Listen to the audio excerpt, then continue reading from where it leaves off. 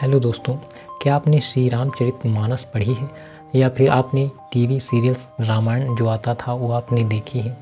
अगर आपने TV serial देखा है रामायण और या फिर आपने श्री रामचरितमानस पढ़ी है तो उसमें आपने देखा होगा, ये समझने की कोशिश अगर आपने की है कि प्रभु श्री राम का चरित्र कैसा था, वो कैसा व्यवहार करते थे, वो कैसे जीते थे, उनकी सोच क्या थी, वो क्या चाहते थे, वो क्या करते थे, उनकी हर इंसान के प्रति क्या भावनाएं थी, क्या रिस्पेक्ट थी, अपने गुरु के प्रति उनके अंदर क्या सम्मान था, अपने माँ बाप के प्रति उनके अंदर क्या सम्मान था, अपने भाइयों के प्रति क्या सम्मान था। दोस्तों, ये आप लोगों ने ज़रूर जाना होगा। तो दोस्तों, आज मैं बात करूँगा कि प्रभु श्री राम ने अपने गुरु को क्या मानते थे, क्योंकि उनके लिए तो उनके गुरु सब कुछ थे। दोस्तों, भले वो भगवान थे, ये बात मैं इसलिए क्योंकि कह रहा हूँ कि वो भले ही भगवान थे, उनको पढ़ने की भी आवश्यकता नहीं थी, क्योंकि वो तो भगवान थे, सर्वशक्तिमान थे, उनके पास तो पढ़ाई ये सब तुरंत आ सकता था। लेकिन वो गुरु के यहाँ गए, उनकी सेवा की, गुरु की सेवा की, उसी तरह गुरुकुल में रहे जैसे सारे और स्टूडेंट रहते थे, उसी तरह उन्होंने पढ़ाई की वहाँ रहकर। ये अलग बात है कि उन्होंने कुछ ही समय में सारी विद्याएं सीख ली, सारी जो एजुकेशन था उनका पूरा हो गया दोस्तों।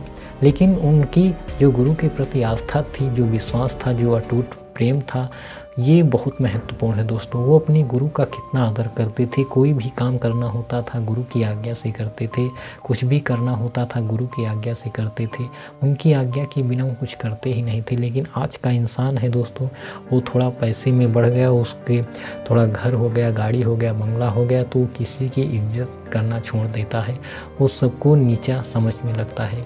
लेकिन प्रभु श्री राम ये बताना चाहते हैं कि पैसा कितना भी हो जाए, राज्य कितना ही बड़ा क्यों ना हो जाए, आप कितने ही शक्तिशाली क्यों ना हो जाए, लेकिन उसमें सबसे बड़ा हाथ आपके गुरु का होता है, उन्हीं की आशीर्वाद होता है दोस्तों, जिसकी वजह से आप इतने बड़े बनते हैं।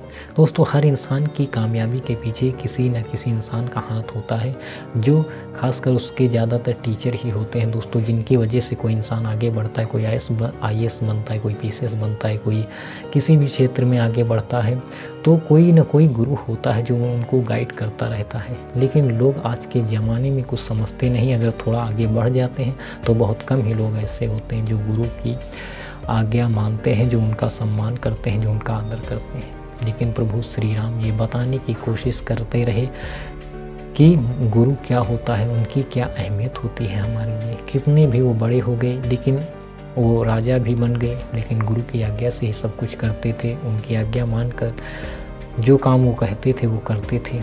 कभी उनके सामने अपनी शक्ति का वो प्रदर्शन नहीं किया कि हाँ, मेरे अंदर इतनी शक्ति है, मेरा राज्य इतना बड़ा है, हम इतने धनवान हैं, हम इतने बड़े राजा के पुत्र हैं, ऐसा उन्होंने कभी किया ही नहीं। बिल्कुल सरल स्वभाव था उनका, बिल्कुल शील स्वभाव के थे वो, सबको साथ लेकर चलते थे। छोटे से छोटे व्यक्ति की, छोटे से छोटे कोई भी राज्य का प्राणी हो, उसकी वो बात सुनते थे, उसकी भी बात मानी जाती थी, उसकी बात को समझा जाता था और फिर उस पर निर्णय लिया जाता था। तो दोस्तों, गुरु ने उनका पग पग पर साथ दिया, क्योंकि गुरु और शिष्य का जो संबंध होता है, टूट प्रेम, विश्वास, आपस में प्रेम, एक दूसरे को समझना भी होता है, एक दूसरे की भावनाओं को भी समझना होता है, एक दूसरे का सम्मान भी करना होता है।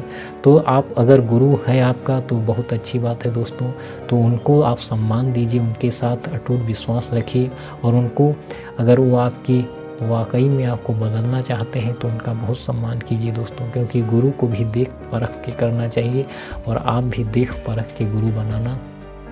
और जब गुरु बन जाएं तो उन पर फिर कभी भी ऐसा ना हो कि संदेह मत करना कोई भी, क्योंकि गुरु पे विश्वास करेंगे तभी आपको सब कुछ मिलेगा दोस्तों। तो आज की इस वीडियो में बस यही मैं बताना चाहता था कि भगवान जब होकर भी गुरु की आज्ञा मानते थे, उनकी कहने के अनुसार चलते थे, तो आज हम और आप क्या हैं दोस्तों, तो हमें भी अपने गुरु, अपने टीचर की हर बात को समझना चाहिए, वो क्या कह रहे हैं।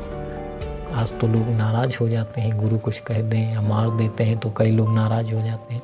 तो ये सब समझना चाहिए दोस्तों, क्योंकि वो हमारे भले के लिए कुछ कहते हैं, इसीलिए उनका आदर करें, सम्मान करें, सत्कार करें दोस्तों। तो आज के इस वीडियो में बस इतना ही। आशा करता हूँ वीडियो पसंद आया होगा। अगर पसंद आए तो इसे लाइक और शेयर ज़रूर करना, और चैनल पर नए हैं तो सब्सक्राइब करके बेल आइकन भी ज़रूर प्रेस कर देना। मुझे कमेंट बॉक्स में दोस्तों ज़रूर बताना कि आपको कैसा लगा ये वीडियो। जय हिंद, जय भारत।